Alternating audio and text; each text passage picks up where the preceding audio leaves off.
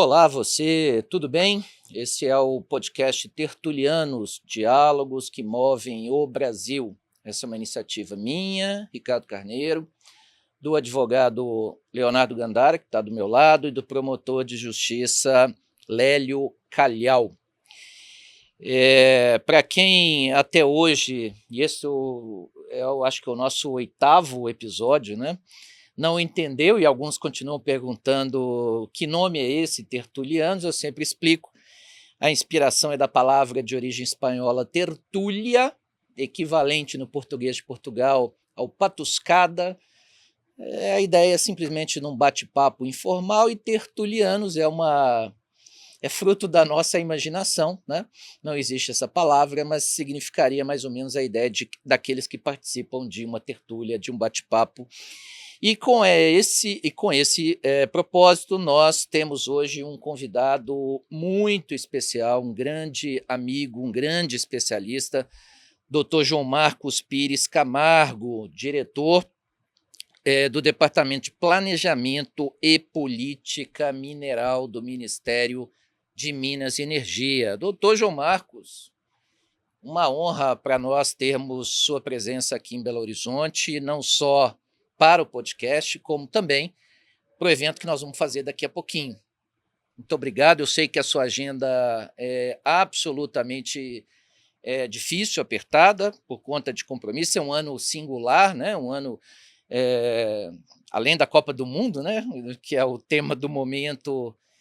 Há uma série de compromissos do Ministério no tocante à consolidação de algumas políticas importantes na atual gestão, e depois vem um período eleitoral, então há uma série de restrições, funcionamento do parlamento. Eu sei, então, da dificuldade da sua agenda e queria te agradecer de forma penhorada aí o espacinho na sua agenda para nos prestigiar. Muito obrigado.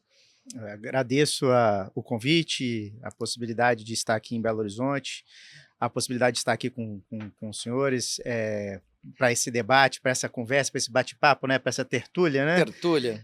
Será um grande prazer, uma satisfação muito grande, e até porque, além da satisfação, é também uma obrigação, né? Nós, enquanto servidores que somos, servidores públicos, temos que trazer a informação, temos que trazer o que estamos fazendo em Brasília, né? Para mostrar que nós não ficamos encastelados por lá e que temos que trazer as informações, quais são as políticas que planejamos, o que queremos para melhorar o Brasil, né, e assim poder desenvolver cada vez mais. Muito obrigado mais uma vez. João, vou dispensar o doutor e o senhor, apesar aí da liturgia do cargo, mas podcast é informal, é sempre um bate-papo mesmo. O tema do podcast e do evento de logo mais são os tais minerais críticos e estratégicos. Cada país tem como crítico e estratégico uma pauta, um conjunto de minerais distintos, e é facilmente compreensível que aquilo que é crítico ou estratégico no Brasil possa não sê-lo na Austrália, na China, nos Estados Unidos, na União Europeia.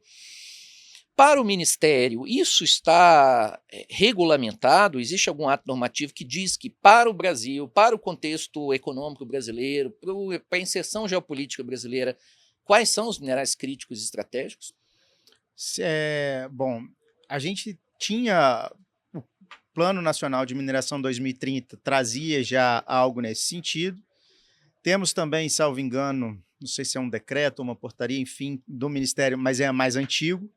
E agora, mais recentemente, temos ali no projeto de lei 2780, que hoje está no Senado Federal, uma definição, né, que traz o que seriam minerais críticos e minerais estratégicos, até porque, e como foi bem dito, ela varia conforme país para país, até porque o que é estratégico para o Brasil pode não ser para a Austrália e para outro país qualquer, ou China, ou Japão, ou Estados Unidos, enfim, ou para a União Europeia. E eu gosto muito dessa nomenclatura que a União Europeia utiliza, né? Que é Critical Raw Materials, né? Seria materiais críticos, né? Eles extrapolam o âmbito da mineração propriamente dito. Não é algo só de mineração, é algo maior. Se a gente olhar na história, logo após a Revolução Industrial, a própria madeira teve uma escassez de madeira na Europa, e se naquela época tivéssemos essa definição de minerais críticos estratégicos, certamente a madeira seria tido como como um material Material. estratégico, ou crítico, na verdade, né? Aham. Porque estava com esse problema de suprimento em razão da grande demanda e da pouca oferta. Entendi. Eu tive, acho que ainda não é um momento, adequado para discutirmos o projeto de lei, mas obviamente iremos te perguntar sobre ele. Mas o que temos percebido, eu e Léo, temos conversado sobre isso, que tanto na proposição legislativa, quanto em outros países, e analisamos legislações semelhantes na União Europeia, nos Estados Unidos, na Austrália, tudo isso ainda está num nível muito programático. Tivemos também, eu e você, a oportunidade de falarmos sobre isso no almoço. O projeto de lei não é muito genérico, não é muito. Bom, eu falei a palavra programático, mas mais definidor de objetivos, estratégias. É, falta ainda, ou isso deve ficar ao nível regulamentar subsequente, que é a definição mais concreta de políticas públicas, inclusive, se necessário for, né, se esse assunto tomar um protagonismo na pauta política nacional e econômica, de agilização de procedimentos, coisas do gênero. O projeto de lei não é muito programático, e essa percepção é correta de que as legislações nos outros países, alguns países centrais nesse assunto, né, estão também muito programáticas. Sim, de certa forma, o são, mas o tema ainda é novo. A gente começou a ter uma maior discussão sobre os chamados minerais críticos e estratégicos. Eu vou tratar dos dois aqui como em conjunto, a partir da década de 60 de maneira mais intensa, né? Enquanto nós temos aí os minerais mais clássicos, como ferro, cobre, níquel e outros, ouro, que já vêm tratados há muito tempo, desde a época dos primórdios da civilização humana, esses minerais eles têm tido uma relevância maior agora há pouco tempo, da década de 60, provavelmente, maior parte da década de 60 para cá. Antes elas não tinham tanta aplicação, não se conhecia ainda a aplicação, até porque os minerais críticos estratégicos, eles hoje têm essa repercussão que têm, até porque são necessários para um avanço tecnológico que nós enfrentamos hoje em dia, né? Não só a mineração como um todo, mas assim como os minerais críticos estratégicos, está tendo uma demanda muito grande recentemente, né? Seja pela questão da transição energética, do desenvolvimento tecnológico, enfim, outras causas, tem trazido toda essa questão. Então, nós não temos ainda algo solidificado, algo que de fato é uma regra básica que vai servir para todas as legislações, até porque é um tema que varia muito. O que é crítico hoje pode não ser amanhã, né? E vice-versa, o que é estratégico pode se tornar crítico, o que é crítico sai, enfim, a gente pode ter toda essa modificação. Então eu acho que, de fato, as legislações elas têm que trazer o macro, elas vêm trazendo o macro, como que é o caso do Brasil, e a partir daí, de aspecto mais regulamentar, me desculpe, o aspecto mais regulamentar e regulatório, vem, de fato, a densificar a regra prevista nesse plano, que, de certa forma, é mais genérico. É interessante, eu sou um consumidor, eu acho que todos nós, né, voraz aí dos vídeos documentários, de modo geral, vídeos e canais no YouTube, né? Ainda ontem, logo que cheguei em casa e tentei fazer alguns apontamentos aqui para o nosso podcast, também para o evento, e eu sei que os canais no YouTube normalmente usam frases chamativas e às vezes até irreais, né, para as pessoas despertar a atenção nas pessoas. Mas alguém diz o seguinte: o fim da era do lítio.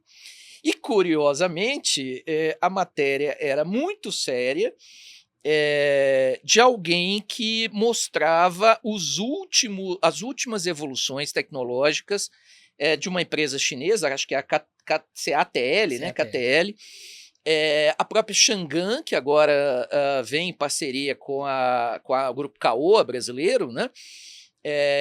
Que teria lançado a Chang'an na China uma bateria de sódio com um grau de eficiência em termos de densidade energética, em termos de maior resiliência à variação de temperatura, que supera aquilo que todo mundo sempre atribuiu como qualidade do lítio. Então, a evolução da tecnologia nesse tema, e eu acho que você foi muito feliz agora, a gente não sabe, é difícil regulamentar um tema que a tecnologia está mudando, poderíamos dizer em anos, agora em meses. A gente tenta entender a dieta mineral de uma bateria de carro, e os componentes são. Me chama muita atenção: 25% do conteúdo mineral de uma bateria é de grafite, mas já se aponta substitutos que são. Enfim, que tem viabilidade e que vão deixando os países numa situação geopolítica estranha. Por exemplo, o Brasil tem grandes reservas de grafite, até onde me vai o conhecimento. Os investidores, talvez na jurisdição mais ocidental, falar, bom, vamos viabilizar essas minas. De repente alguém vem e falou, não, mas o grafite já não é mais tão relevante para o anodo, o cátodo da bateria, e amanhã é a bateria de sódio. Então, como é que uma política pública se estrutura em torno de uma evolução tecnológica frenética como essa? É muito difícil. E aí, acho que é por aí que eu entendo a sua fala. De fato, esse avanço tecnológico, inclusive, é um dos motivos ensejadores da própria criação das agências reguladoras, né? É justamente isso, a modificação constante daquele setor econômico, que não pode esperar, por vezes, todo o andamento de um processo legislativo Sim. tradicional, tem que andar, as normas têm que ser produzidas de maneira mais rápida para acompanhar essa civilização. Eu acho, essa evolução, eu acho que a gente vai ter que fazer algo semelhante nesse sentido para acompanhar essa questão, principalmente dos minerais críticos e estratégicos, porque, de fato, essa modificação ocorre de maneira muito rápida, né?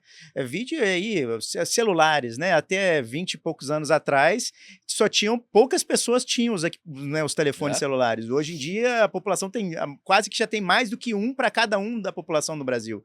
Então, a gente demonstra e vê que isso é uma comprovação dessa evolução.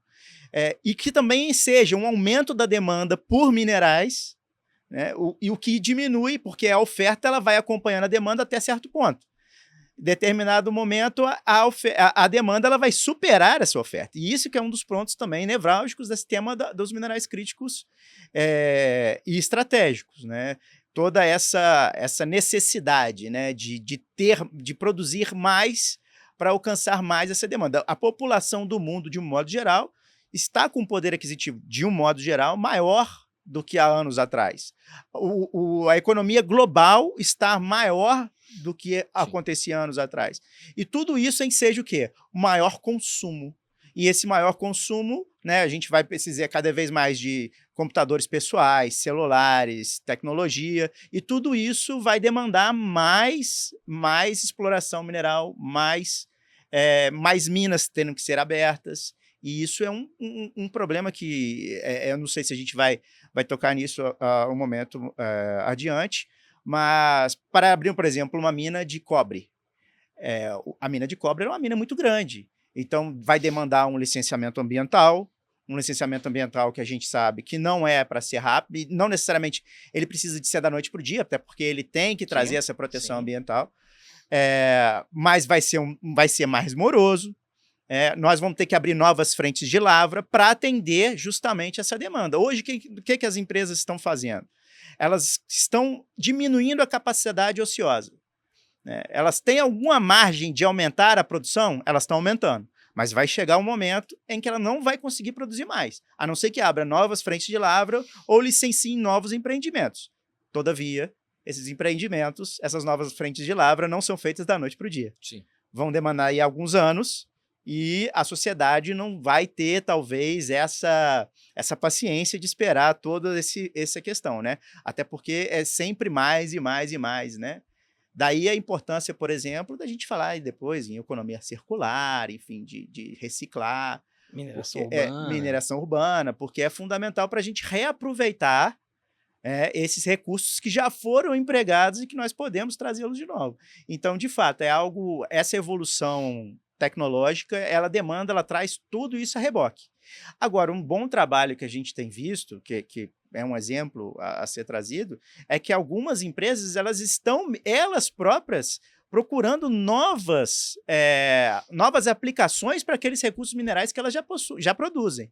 Então, talvez o lítio não seja, amanhã ou depois, seja superado pela bateria de sódio, mas podem ter outros empregos da substância lítio em outras tecnologias, enfim, dar outros usos, né? Porque lá atrás ela era basicamente o lítio era utilizado para fins medicinais, né? Exatamente. Então, hoje já aumentamos e temos muita questão de bateria. A própria Agência Internacional de Energia, ela já fala que nos próximos anos nós vamos ter um aumento de 30 vezes o que nós temos hoje de lítio, né? Então, ainda nos próximos anos vai ser algo que ainda vai demandar muito, apesar de todos esses avanços.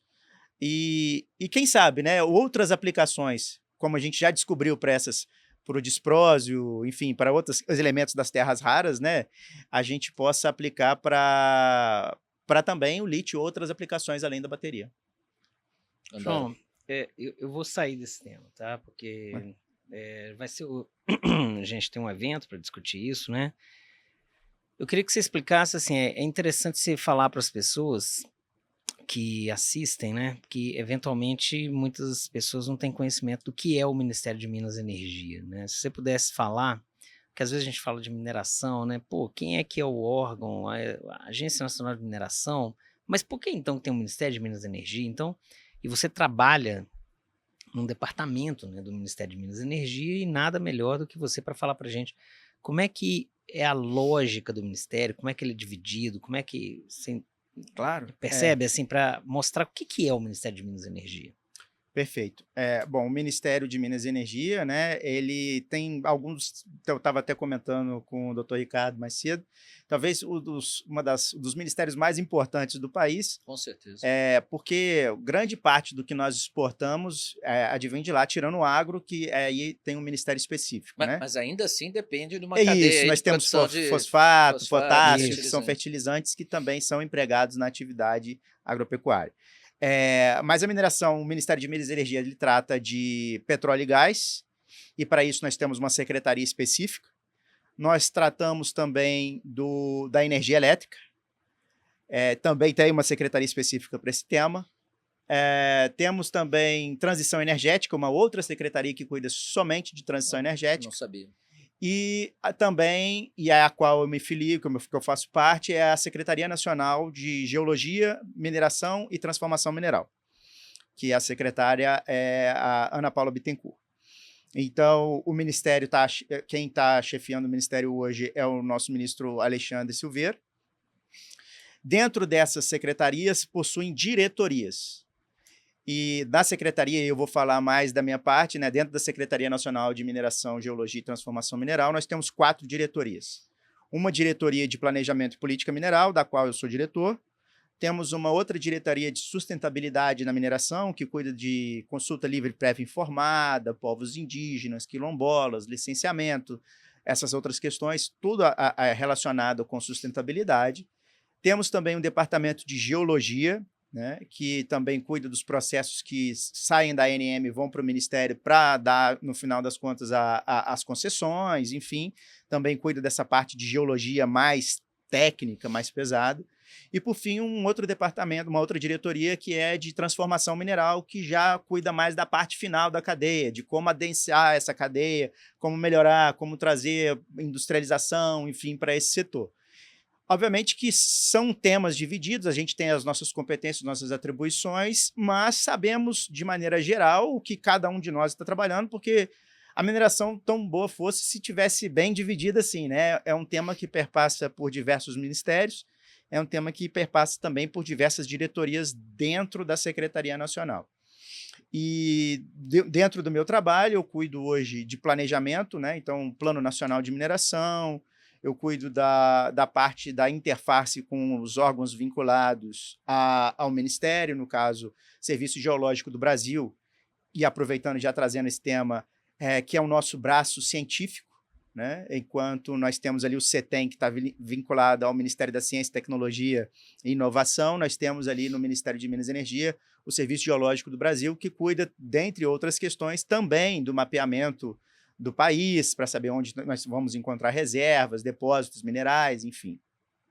E temos também as indústrias nucleares do Brasil, que cuida dessa parte, porque a questão da nuclear no país é monopólio do governo federal, né? Então, nós temos uma empresa federal, uma empresa pública federal que cuida dessa temática, que é as indústrias nucleares do Brasil, e também a Agência Nacional de Mineração. A Agência Nacional de Mineração é uma agência, né? E ela, na verdade, é uma autarquia especial, enfim, sobre o aspecto do direito administrativo, né?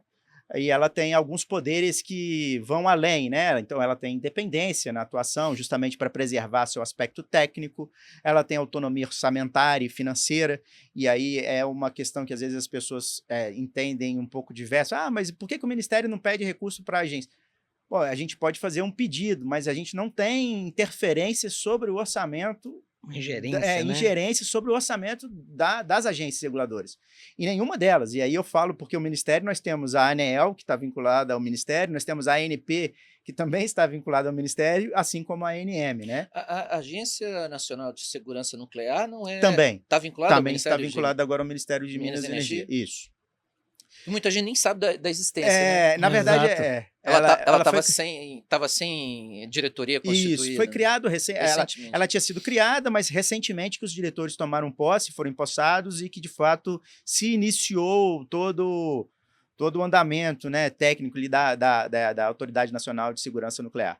E por conseguinte, a CNEM, o CENEM, também está sob a autoridade do Ministério. Ou Ciência e Tecnologia, fica um pouco exatamente, Ciência e Tecnologia. A gente, obviamente, tem esse trabalho em conjunto, porque quando nós falamos, por exemplo, de minerais nucleares, temos que trazer todos esses atores envolvidos, porque o estão. Mas a Agência Nacional de Mineração, então, ela tem essa independência, ela tem essa autonomia. Nós não temos interferência de maneira alguma, ela tem alguns diretores, são 5 diretores que ficam dentro da Agência Nacional de Mineração, que cuidam de toda a gestão do patrimônio mineiro no Brasil. Se os bens minerais pertencem à União, mas a União, quando eu digo, não é a União, pessoa jurídica de direito público, é a União, mas representada por toda a coletividade, né? Eles, na verdade, toda a coletividade é que possui, né, que tem a propriedade dos bens minerais. Mas, enfim, se nós temos a propriedade, quem cuida dessa propriedade nossa, né, no caso da União, da população, é a Agência Nacional de Mineração. Então, a eles cabe toda essa gestão do patrimônio mineral do país. Né? Concessão, quando eles vão dar concessão, quando não vão dar, aplicar uma sanção, enfim, todas essas atividades são deles. A nós, no Ministério, cabe elaborar políticas públicas, né? Principalmente no setor aqui de mineração, porque eu trabalho no setor de mineração, ou de petróleo e gás, ou de energia elétrica, enfim. Sim. Então, nós criamos essas regras básicas de políticas públicas e elas são implementadas, são geridas ali de maneira mais direta pela Agência Nacional de Mineração. Então, essa mais ou menos, né, em poucas palavras, de maneira resumida, a estrutura. Aproveitando a pergunta do Gandara, qual a interação que o Ministério tem hoje com as autoridades militares no âmbito do Ministério da Defesa? Principalmente, eu acho que mais a Marinha do que o Exército, imagino eu. Além da questão do uso militar da energia nuclear, né? Temos o programa de desenvolvimento, que aliás o Brasil sempre foi referência, né? Do submarino nuclear, do reator da Marinha, e essa discussão de miniaturização de reatores, mas enfim, o que é essa história de mineração marinha? Existe isso, João? Assim, existe. Isso está em discussão hoje? Não, existem discussões no aspecto internacional, para nós temos um tratado internacional para regular essa questão da mineração em alto mar. Hoje nós já temos aí produção de energia eólica offshore, né? Que também é um tema que está sendo tratado. é um tema que vai existir. Nós temos os nódulos metálicos que se chamam, né? Cobalto, exatamente, que podem ser produzidos. Mas ainda não temos no Brasil, de fato, uma exploração marinha, mas já há discussões no âmbito internacional para trazer uma regulação, uma regulamentação dessa atividade em alto mar.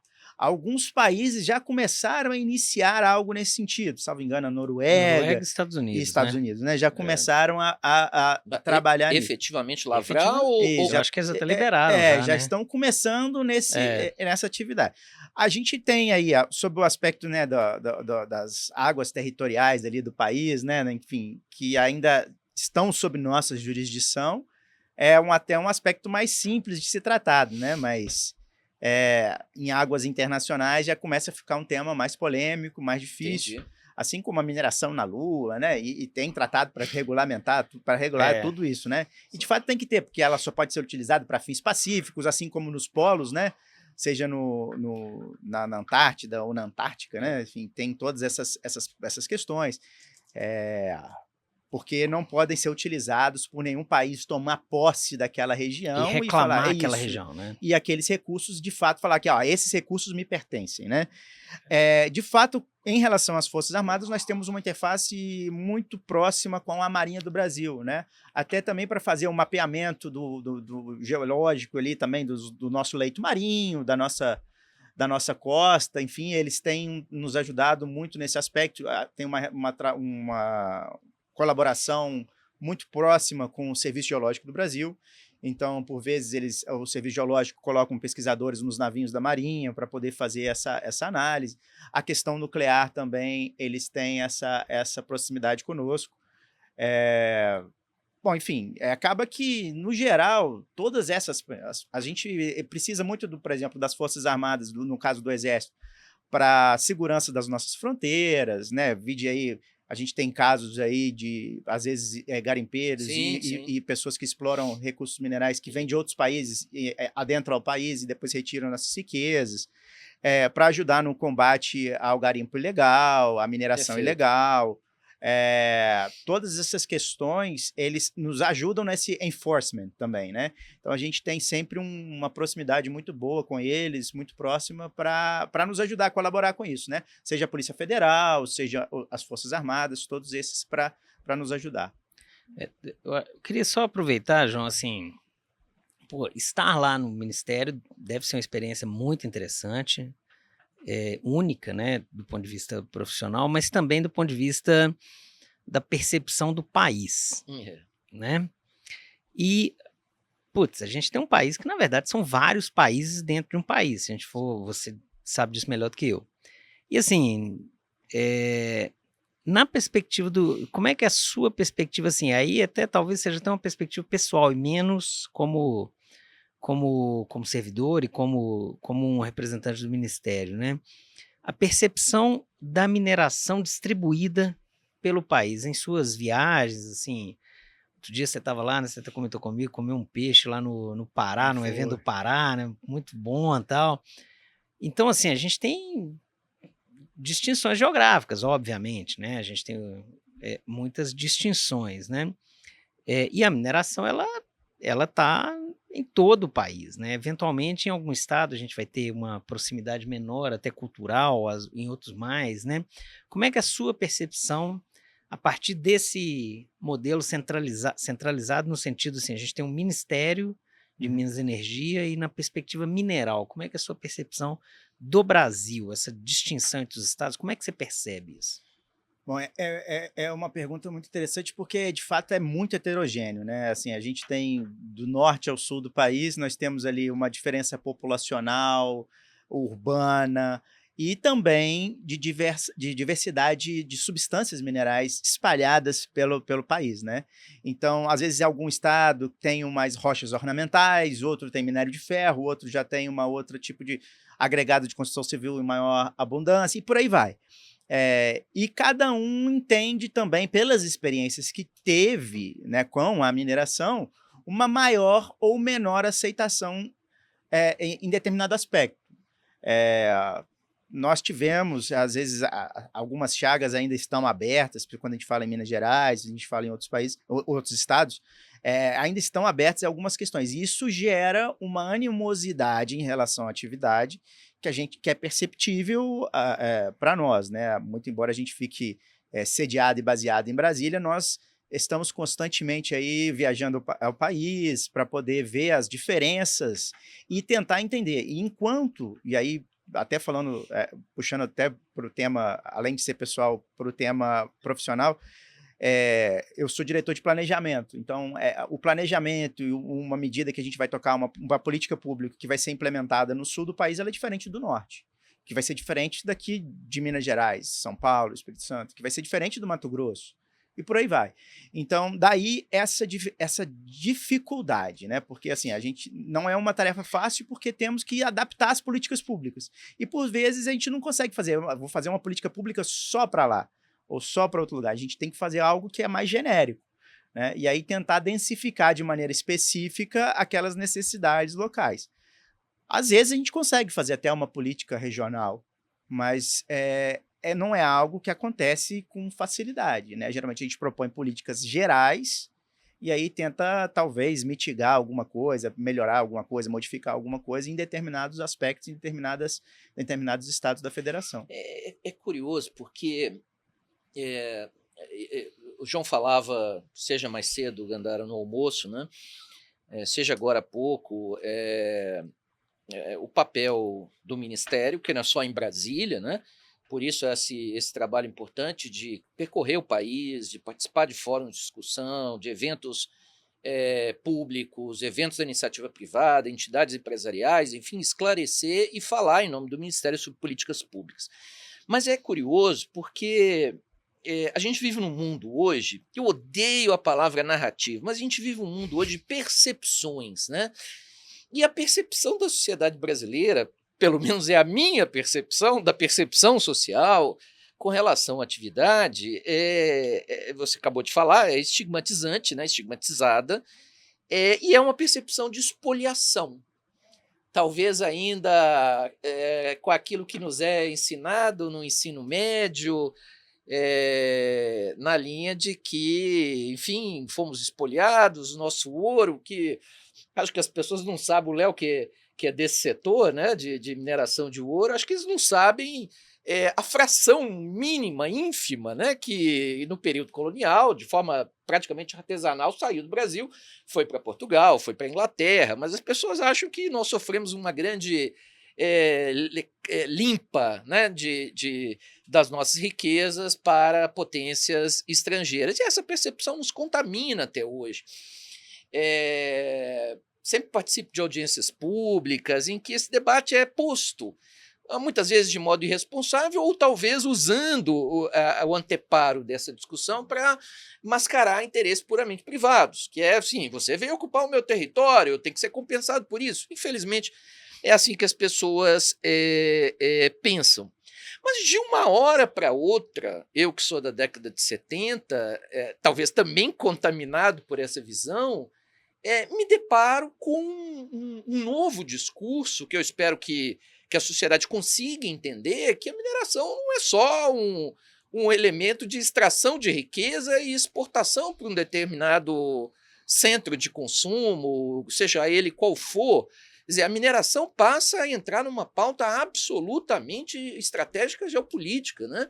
E eu acho que no Brasil não se percebeu isso bem ainda, mas com os movimentos da atual administração dos Estados Unidos isso fica perceptível, né? Eu sei que o presidente de lá é um pouco histriônico ou diferente em algumas posições, mas quer comprar o Canadá, quer comprar a Groenlândia, né? Em busca de quê? Recursos estratégicos. Você acha que nós estamos vivendo uma nova era da mineração com os recursos, elementos de terras raras, críticos e estratégicos, ainda que cada qual dos países tenha a sua categorização para esses minerais? Você acha que isso, nós estamos nos estertores, nós estamos nos avizinhando de uma nova mineração com melhor aceitação pela sociedade? Ou você acha que isso vai continuar sendo alvo de estigma permanente da nossa... E que não é muito, eu estou falando demais, né? Nosso entrevistado está aqui, que tem que falar, eu só sou... Eu mal sei perguntar. Mas que não é tão simples assim. Você tem essa experiência internacional, também falávamos sobre isso. O estigma na mineração, por exemplo, na Austrália é enorme, né? Por conta de ocupação de povos tradicionais, né? Como é que eles chamam? De aborígenes. Sim, mas não sei o que, nations lá, agora me fugiu a palavra. First Nations. First Nations. Mas e aí? Quer dizer, vamos superar esse estigma, João? Bom, a primeira coisa, e respondendo de maneira direta, assim, eu espero que sim. De fato, a mineração mudou. Ela mudou, ela teve que mudar e ela vai precisar mudar. Hoje não basta. Por muito tempo, o setor da mineração ele se fechou em si mesmo, ele ficou muito em si mesmado.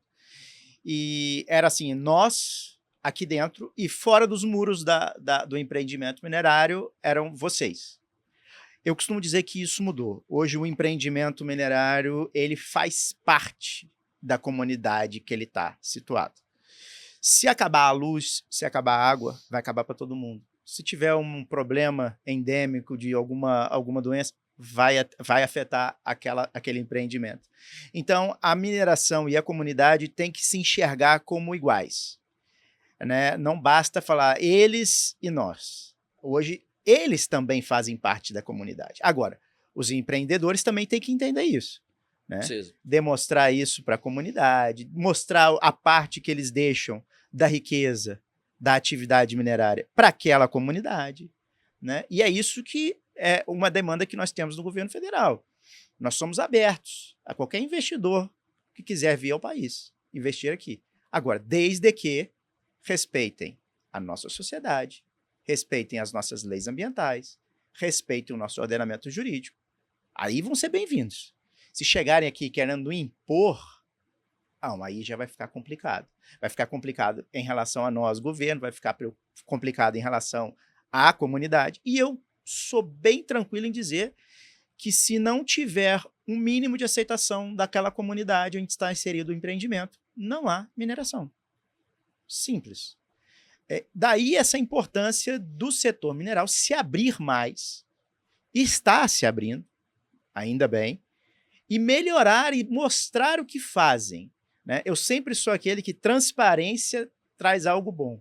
Eu costumo dizer que, como a gente está, às vezes, a gente está doente, gripado, que fica aquele quarto fechado, escuro, abrir a janela. A gente vai abrir a janela, vai deixar o ar entrar, o sol, e a partir daí a gente vai melhorando, e é isso. O setor mineral ele tem que se enxergar parte da comunidade, ele tem que ter essa obrigação de transparência com a comunidade, mostrar, olha, a gente está fazendo uma exploração, está fazendo uma extração de um recurso mineral, mas nós estamos deixando riquezas aqui, nós estamos contratando funcionários da localidade, nós estamos comprando produtos dentro do possível aqui da região, aqui da comunidade, aqui dessa localidade. E isso mostrar para eles que de fato acontece. O como de fato tem acontecido muito no Canadá. A gente tem histórias muito interessantes no Canadá disso, de colégios levando os alunos dentro do empreendimento minerário para ele conhecer o que é aquilo, né? E a partir chega o menino, ele vai, aprende, chega em casa, comenta com seus pais e aquilo vai se retroalimentando. E aí a imagem que por razões históricas, por razões outras diversas, era um setor fechado e que tinha essa imagem negativa, pode começar a partir daí mostrar e mudar a sua imagem, para permitir, talvez, amanhã ou depois, quando tiver audiências públicas, ser muito mais bem aceito, né? Ter menos embates, demonstrar toda essa questão. E até uma ambiência positiva, né, João? Isso é muito petulante até querer, né, que a comunidade aceite sem você fazer esse tipo de criança mesmo. Mas agora você usou uma expressão, João, que aí eu vou... só a sua perspectiva. Você usou uma expressão riqueza, né? Como é que a perspectiva, ou como é que é a percepção, a narrativa, só para irritar o Ricardo, né? A narrativa sobre, por exemplo, a perspectiva do do governo federal, pode ser sua, pessoal, em relação, por exemplo, a um tema que vira e mexe, ele volta à tona, que é CEFEM, ou royalties, dependendo de quem chame, né? Mas a compensação financeira pela exploração mineral, né? Como é que é a sua perspectiva como o órgão, digamos assim, representando a União, né? Uhum. O Ministério representando a União, ou a manifestação da União, né, na gestão do recurso que é da União, nesse sentido, igual você citou mesmo, mas ao mesmo tempo é o que menos recebe, digamos assim, a contrapartida financeira, né? A grande parte da contrapartida vai para os municípios, né? Em segundo lugar, para os estados. Então, assim, como é que é a perspectiva da União em relação à CEFEM? Assim, o que eu estou querendo dizer com isso, né? Existe uma demanda dos municípios, muita gente não sabe, mas assim, mais da metade dos municípios brasileiros recebe algum valor, né? Uhum. É importante a gente divulgar isso, né? É uma ótima pergunta, até porque no meu departamento, uma das temáticas que nós cuidamos é da CEFEM, né? De todas as cobranças estatais vinculadas à atividade de mineração, dentre as quais a gente pode destacar aí a principal, seja a CEFEM, né? Existe assim, nós temos duas narrativas que são bem antagônicas entre si. Boa para ele aqui. Exatamente, novamente. Mas, bom, dialético. De fato é isso, são pontos de vista distintos. Não pagam nada, pagamos demais. Eu, como Aristóteles, acho que a virtude está no meio termo. A gente tem que estar ali, eu acho que não é nem tudo ao céu, nem tudo à terra. Existem problemas, existem questões. O que nós, enquanto governo federal, queremos, mas não temos a força de impor isso, mas queremos trazer, orientar, é uma melhor aplicação desses recursos que são advindos da CEFEM. A gente tem órgãos específicos para cuidar da cobrança se não é pago de alguma forma. Se o valor é baixo, existem os canais democráticos para se discutir sobre isso, né, que é o Congresso Nacional, e cada um, né, seja os estados e municípios, seja um setor privado, tem os seus canais para atingir os seus representantes em cada uma das casas legislativas ou no Congresso, o que é legítimo. Mas a nós, enquanto governo federal, a gente quer primeiro, repartir isso como de fato a gente fez, já que grande parte dos municípios do país recebem um valor advindo da CEFEM.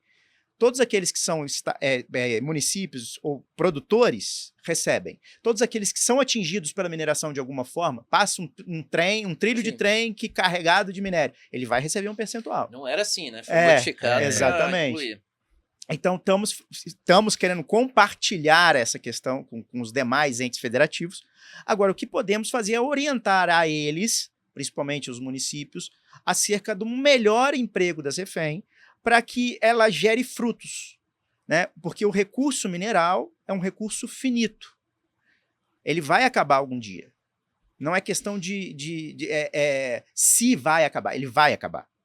Né? Então, a melhor coisa é a gente aproveitar esses recursos que são advindos daí e reinvestir, sejam de qual forma for o entendimento do administrador local. Né? Existem estados e municípios que criaram fundos, tentando vir com a mesma questão ali, mas para o petróleo do fundo soberano, né, que existe em determinados países. Existe um reemprego daquilo em infraestrutura, em capacitação, investimento em escolas, educação. O que eu acho muito bom, muito prudente. Eu acho que o dinheiro ficar numa conta bancária não vai resolver nada para ninguém. O dinheiro público ele tem que ser reinvestido em prol da coletividade. Então, eu acho que ele ser reinvestido de maneira adequada e boa, com cuidado, né, planejando aonde vamos investir para gerar o melhor reflexo, esse é o caminho. E cabe a nós, assim, como nós temos essa interface com vários organismos internacionais, temos essas diversas experiências internacionais, e a gente tem essa preocupação, a gente tentar orientar, porque não podemos impor nada, porque é uma questão federativa, e o recurso ele faz parte daquele ente, mas podemos mostrar, né? Olha, se você fizer isso, você pode gerar algo bom. E isso evitar, né, a famosa, né, no caso lá, coitado dos nossos amigos holandeses, né, a doença holandesa, que é conhecida, a maldição dos recursos naturais, que, a meu ver, não há nada de maldição nisso, a não ser um mau emprego desses recursos. Aquele livro, Por que as Nações Fracassam, do Acemoglu e do Robinson, eles são bem interessantes. Eles chegam à conclusão, né, eu vou dar spoiler, enfim, mas que as instituições são o mais importante. Se você tiver instituições fortes, você vai ter uma boa governança daquilo e você, em tese, vai ter um benefício que vai advir dessas instituições fortes. Então, eliminar corrupção, transparência, boa governança, tudo isso nós estamos querendo. Né? Vide, por exemplo, a criação recente aí, na verdade não a criação, mas a instalação de fato do Conselho Nacional de Política Mineral, e que existe a previsão de assento para estados e municípios, assim como a sociedade civil como um todo. Aí entrou num campo que a gente gosta, né, Léo? Nós temos discutido no podcast, o Leonardo no doutorado, questões de ordem filosófica que são fantásticas. Tivemos aqui um entrevistado, sentou na sua cadeira aqui, que é um filósofo falando sobre história da mineração, identidade do estado de Minas Gerais com atividade, o valor de existência dos recursos, né? Não explorar como opção a necessidade econômica. Foi uma discussão muito interessante. A propósito, até, hoje em dia a gente tem poucas chances de falar realmente o que pensa, e esse espaço é para isso. Mas eu tomei a coragem de criar um perfil no Instagram chamado Opinião Formada, né? E tem como subtítulo Liberdade de Expressão. Então, anote aí, quem está nos ouvindo, anote aí nossos... Já sigo. Já siga, exatamente. Né? Então é isso, é opinião formada. Né? E eu fiz um post no final de semana, eu vi que o Leonardo curtiu, perguntando se os recursos naturais, em particular os minerais, são mesmo finitos. E eu faço perguntas, e se eles forem inesgotáveis? Eu sei que parece muito etéreo, né? Mas por que eu te perguntei sobre a mineração marinha? Porque abre um horizonte que as pessoas mal têm percepção do que tem no mar em termos de recursos minerais. E eu faço lá uma comparação. A grande mídia divulga recentemente um asteroide que vai ser explorado por uma sonda da NASA, que foi lançado a nave em 2023, chega em 2029 ao cinturão de asteroides entre Marte e Júpiter, né? Que supostamente, por uma análise aí de espectrômetros e comprimento de onda, valeria 700 quintilhões de dólares. Você imagina só? Você vai falar, Ricardo, mas peraí, você quer o quê? Você está sugerindo que alguém vai arrastar aquilo, rebocar como se fosse um navio e trazer para... Não, mas não dá para desafiar a evolução tecnológica. Agora, você imagina, se nós temos num corpo celeste 700 quintilhões, claro, estimado, né, de zinco, cobre, ferro, ouro, se nós temos elementos de terras raras na Lua, hélio 3, água, em breve a tecnologia vai tornar... Quer dizer, a teoria econômica baseia na regra da escassez. Né? Tudo tem um preço de mercado porque é escasso. Se não for escasso, não é um bem econômico. Né?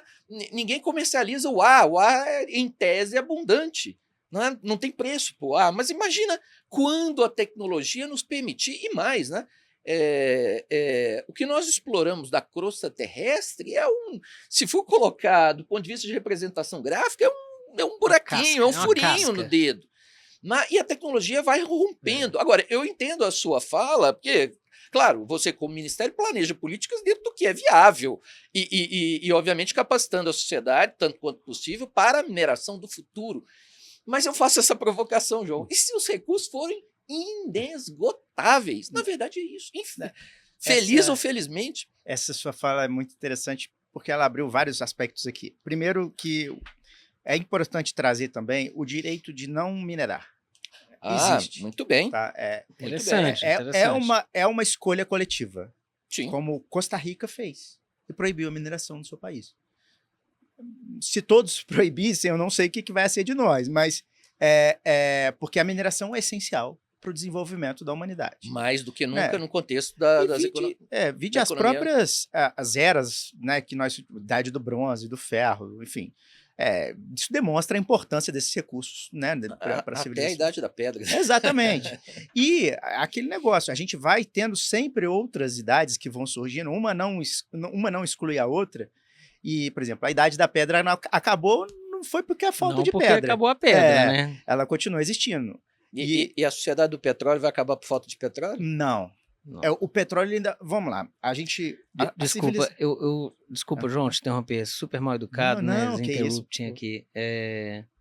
Eu lembro que eu falei uma vez, Ricardo, que se ambientalismo existisse no século XIX, ergueriam uma estátua para a indústria do petróleo, por não ter extinto as baleias.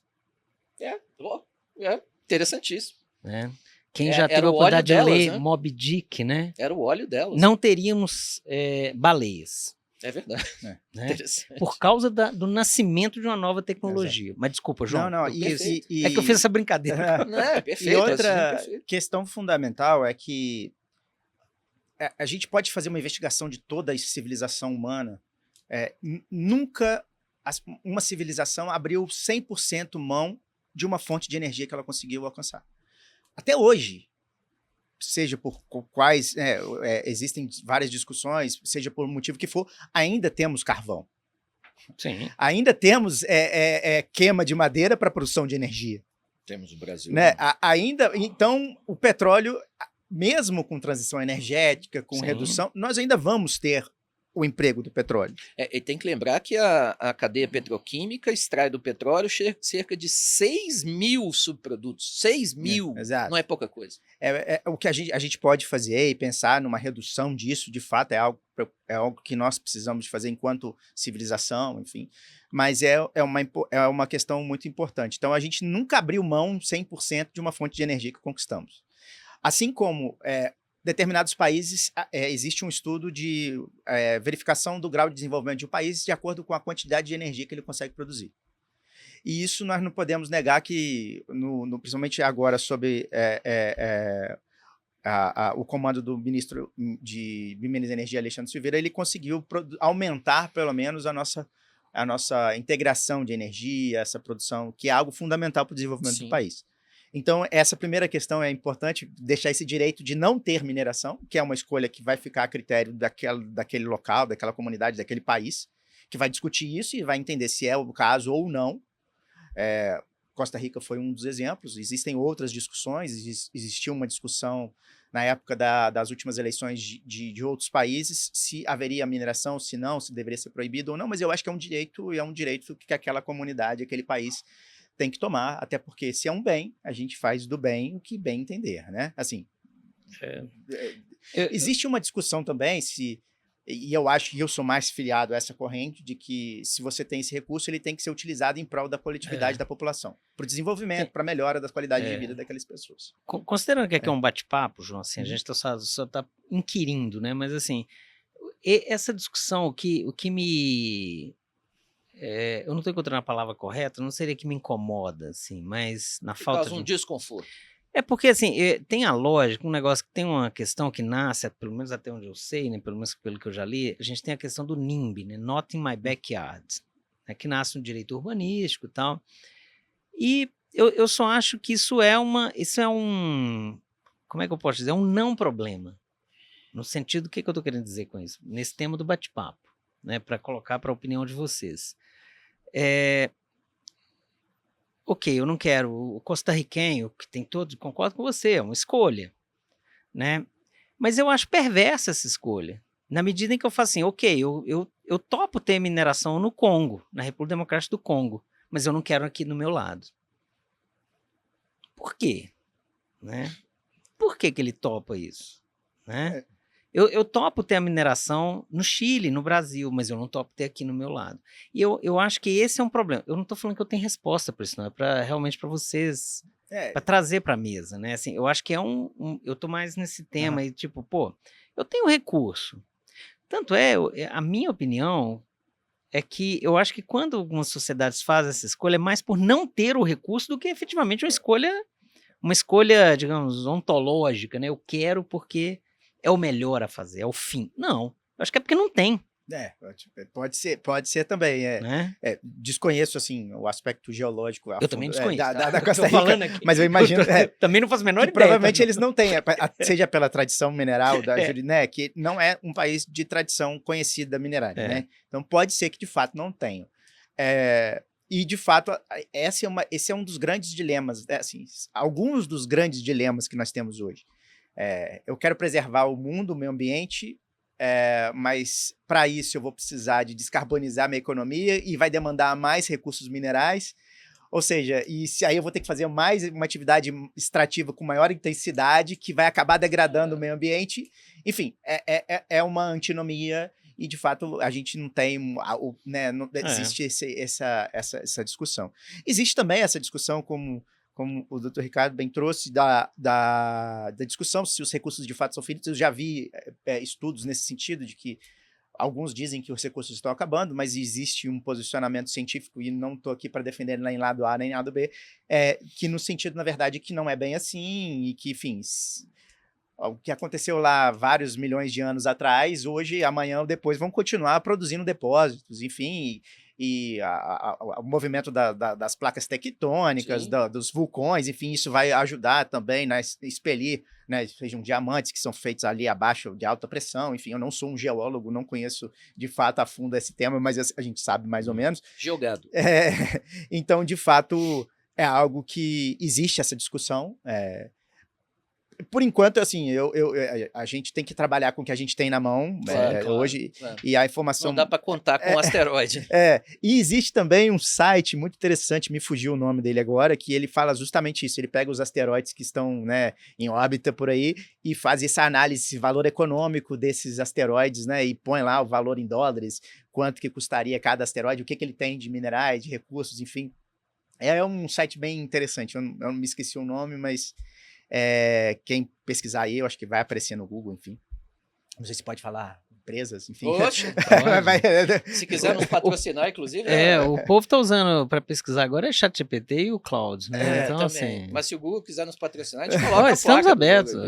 Então, mas nós estamos tendo isso ultimamente. A gente precisa, para descarbonizar a economia, a gente vai precisar de explorar mais. Explorando mais, a gente vai atacar...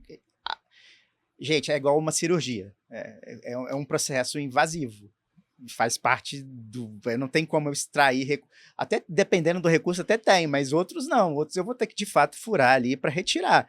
Do tipo, não tem como fazer um omelete sem quebrar a casca do ovo? Agora, o que nós podemos fazer, e é uma preocupação que nós temos no governo, você vai fazer, mas vai fazer com cuidado, claro, de uma maneira responsável, respeitando o meio ambiente. Que se nós somos um país de tradição minerária, nós também somos um país que temos tradição em recursos ambientais. Vide a floresta amazônica. Sim. Né? E outras várias, Mata Atlântica, enfim. Olha que interessante isso, João. Um dos princípios que acaba tendo uma tradução jurídica, mas antes de tudo é geológico, é da tal da rigidez locacional, que é daqueles que... aquela coisa, porque e pronto, o minério está ali, está posto, ele não está onde ninguém vai reclamar dele, não, no meu lado não, tira ele, ou explora em outro lugar, não, ele está ali. Mas por outro lado, se a gente for parar para pensar, os recursos ambientais, se bem que é possível dizer que os recursos minerais são também recursos naturais, ambientais, mas a floresta é também se rege também por um critério de rigidez, ela está lá. Exatamente. Mas e nem estou falando de endemismo, mas a Mata Atlântica, que é um hotspot aí de conservação, ela está aqui, não vai sair de lá. Então a sociedade tem que fazer esse screening, né? Quer dizer, quer isso ou quer aquilo, quer conservação ou quer exploração. O problema é que as pessoas não percebem um retorno da atividade. Isso o minerador vai ficar bilionário exportando commodities minerais e não fica nada para o país, o que não é também uma verdade, né? Mas esse é um papel difícil. Agora, qual que é a sua visão, João, sobre como é que fala, Léo? É horizontalidade de políticas, né? Porque tem a sua pauta de uma diretoria de Planejamento político. Não. De uma outra ligado a questões de sustentabilidade. Tem Sustentabilidade. Sustentabilidade da mineração. Na mineração. Bem, nós vivemos aí, desde fevereiro, o advento da vigência da Lei Geral do Licenciamento Ambiental. Eu sei que o Ministério participou ativamente dessas discussões, né? O ministro, inclusive, subscreve, né, né, no ato de sanção da lei, junto com o presidente e vários outros ministérios. Mas a lei deixou de fora um tema que hoje é cada vez mais problemático e restritivo e que está sendo judicializada todo dia, que você agora pouco falou dela, consulta livre, prévia informada. O assunto continua no limbo, né? E aí? Vamos continuar dessa forma, pedindo, obtendo liminar, suspendendo licença, suspendendo a eficácia de licenças existentes, o licenciamento para ampliação. Eu me deparo hoje com uma situação do empreendedor que converte o método de lavra de superficial para subterrânea, extração de diamante, e logo foi tomado por uma liminar, suspendendo não só a sua licença válida, como também o licenciamento para a conversão do método de lavra. E isso parece que é um conflito que não termina nunca no Brasil. É algo... Instituições. Exato. O João falou. É algo, de fato, não é um tema simples, né? É um tema que perpassa por diversos atores, né? A gente tem ali, de maneira rápida, temos ali o Ministério de Minas e Energia, temos o Ministério de Meio Ambiente, temos o Ministério dos Povos Indígenas, enfim, vários que têm essa interface com esse tema específico. Nós precisamos de ter esse cuidado com os povos tradicionais, com a população indígena, com os quilombolas, com comunidades tradicionais, todas as demais. Mas também a gente não pode engessar o nosso... não seria engessar todos os processos. Eu acho que as coisas, como eu disse, repito, assim como Aristóteles, a virtude está no meio termo. A gente tem que ter essa preocupação e esse cuidado, mas também não podemos inviabilizar todas as questões, empreendimentos, de qualquer esfera que seja, não é só minerário, não. Com relação a isso, nós temos diversas histórias e casos conhecidos aqui no país que envolvem essa temática, né? E que existe isso. O que falta, de fato, é uma regulamentação sobre esse tema. Não existe. O Estado de Minas tentou por 2 vezes regular esse tema e não conseguiu. O decreto foi suspenso e depois revogado. Exato, e não conseguiu. É uma pauta que é muito cara, seja para aqueles que fazem parte dessas comunidades, sejam também para os empreendedores que faltam. E isso é uma questão que é muito afeta porque causa insegurança jurídica, que é uma das coisas que assusta o investidor. Muito. Não temos ainda uma resposta formada e simples sobre esse tema. O melhor dos mundos seria que houvesse uma legislação que regulamentasse essa temática. Porque nós temos uma legislação internacional, ou então que tivéssemos, ao menos, orientações. Muito embora essas orientações não vão resolver muita coisa, porque elas não vão ter o caráter imperativo que uma lei possui, e os órgãos, por exemplo, o Ministério Público, seja estadual ou federal, eles têm independência funcional, né, no 129 da Constituição, e podem, ainda que haja uma orientação institucional nesse sentido, ele não é obrigado necessariamente a seguir. Então, a meu ver, o único caminho mesmo seria neste sentido. O que também existe um contraponto dizendo que é difícil você fazer uma legislação para tudo, porque existem casos e casos, né? Daí, de fato, é um tema que é complexo por causa disso, porque não temos como fazer uma legislação geral para tudo, porque existem comunidades, né, que, de fato, às vezes, elas estão em locais que são mais complexos do que outros. Enfim, isso demandaria uma atenção e um cuidado maior. Primeiro, agradecer, João, né? João, assim, um amigo de longa data, né? Vem nos prestigiar aqui no podcast.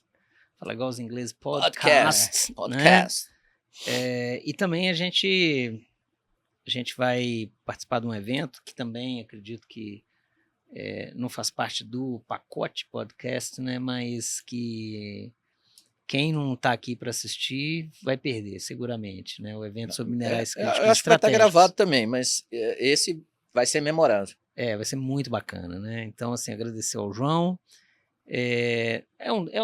Acho que é o propósito do canal, né? Que é discutir temas realmente com quem traga alguma contribuição para a discussão, né? E como uma perspectiva mesmo de bate-papo, né, João? Sem nada muito formal, sem muita, obviamente, né, cumprindo aqui um trabalho até republicano, né, de trazer uma visão do Ministério, né?